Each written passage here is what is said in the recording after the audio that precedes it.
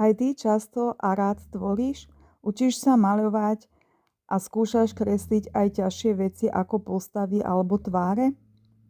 Ono to nie je až také ľahké, treba si dávať pozor na viacero vecí, hlavne aby mali postavy rovnaké ruky, aby boli proporcie správne namerané. Aj preto, aby som ukázala ako na to, tak som vytvorila webinár, ktorý sa chystám čo chvíľa vysielať. A nemusí to vždy byť ťažké naučiť sa, pokiaľ poznáš tie správne tipy.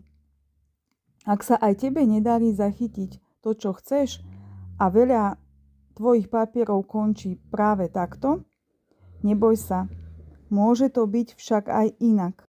Poď sa so mnou pozrieť, ako dokáže oko a ruky skúsenej výtvarníčky skorigovať tvoje diela.